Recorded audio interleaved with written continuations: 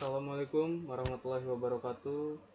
Perkenalkan, nama saya Rio Juniarso dengan NIM 4112111225. Dalam presentasi ini saya ingin menjelaskan tentang jawaban pengenalan Big Data dari studi kasus A dengan soal tentukan metode apa saja yang digunakan dalam penelitian ini. Jelaskan langkah-langkah penerapan metode tersebut dalam konteks analisis Big Data di perguruan tinggi. Penelitian ini menggunakan learning analytic dan K-means clustering. Learning analytic digunakan untuk menganalisis data kinerja mahasiswa, sementara K-means clustering untuk mengelompokkan mahasiswa berdasarkan kesamaan kinerja. Langkah-langkahnya dimulai dengan mengidentifikasi variabel relevan, mengumpulkan data, lalu memprosesnya menggunakan Apache Spark dan PySpark.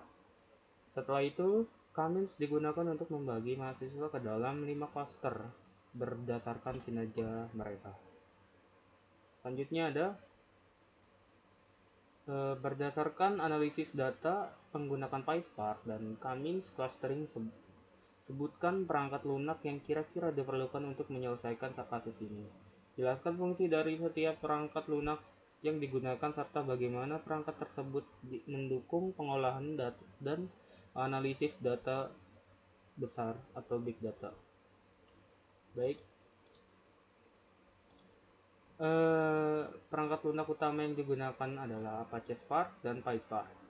Apache Spark sendiri memungkinkan pemrosesan data besar secara efisien, sementara PySpark memungkinkan analisis data menggunakan Python, dan Python sendiri digunakan untuk menulis kode analisis dan visualisasi data. Semua perangkat lunak ini mendukung pengolahan data secara cepat dan efisien. Selanjutnya, jelaskan metode data processing yang digunakan sebelum penerapan clustering. Sebelum clustering, data perlu diproses dengan langkah-langkah pembersihan data atau menghapus nilai yang hilang atau duplikat. Kedua itu normalisasi untuk menyamakan skala variabel dan transformasi data seperti mengonversi data kategorikal menjadi numerik. Proses ini memastikan data siap untuk di-clustering. Selanjutnya, identifikasi dan jelaskan perangkat lunak yang digunakan untuk analisis big data, misalnya Apache Spark, PySpark, dan Python. Perangkat lunak yang digunakan untuk menganalisis data yaitu Apache Spark adalah platform untuk pemrosesan data besar, sedangkan PySpark adalah antarmuka Python untuk Spark yang memudahkan penulisan kode analisis. Python digunakan untuk mengembangkan skrip analisis, termasuk visualisasi data menggunakan pustaka seperti Matplotlib. Selanjutnya nomor 5 yaitu jelaskan mengapa K-means clustering dipilih sebagai metode clustering dan bagaimana hal itu diterapkan pada data mahasiswa. Alasan mengapa K-means clustering dipilih sebagai metode clustering adalah K-means dipilih karena kesederhanaan dan efisiennya. Metode ini mengelompokkan data tanpa memerlukan label dan dapat dengan cepat mengelompokkan mahasiswa berdasarkan kinerja mereka ke dalam beberapa klaster yang membantu dalam analisis data besar. Yang terakhir nomor 6, sebutkan alat atau teknologi tambahan yang digunakan untuk memvisualisasi hasil analisis dan bagaimana hasil clustering dapat digunakan untuk meningkatkan pengambilan keputusan di perguruan tinggi. Alat atau teknologi tambahan untuk memvisualisasikan hasil analisis yaitu untuk memvisualisasikan hasil clustering. Alat seperti Matplotlib dan Seaborn digunakan untuk menggunakan grafik yang menggambarkan distribusi mahasiswa dalam klaster. Tableau juga bisa digunakan untuk membuat visualisasi interaktif yang lebih mudah dipahami oleh pemangku kebijakan di perguruan tinggi. Visualisasi ini membantu perguruan tinggi dalam mengambil keputusan seperti mengidentifikasi mahasiswa yang memerlukan dukungan atau pembinaan yang lebih lanjut. Baik, di sini ada studi kasus 2. Berdasarkan studi kasus di atas, dijelaskan mengapa data warehouse dapat digunakan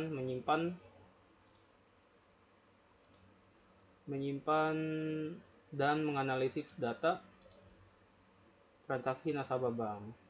Apa saja keuntungan menggunakan teknologi data warehouse untuk mengelola data transaksi di bank?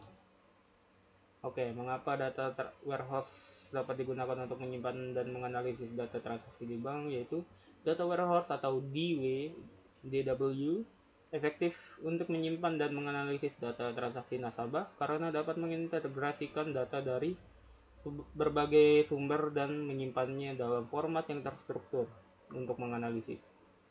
Keuntungannya termasuk kemampuan mengelola data historis dalam jumlah besar, mendukung analisis tren, dan mempercepat laporan dan query, sehingga bank dapat membuat keputusan yang lebih cepat dan tepat. Yang kedua itu, sebutkan dan jelaskan 2 teknologi data warehouse yang dapat digunakan untuk menyimpan data transaksi nasabah secara efisien.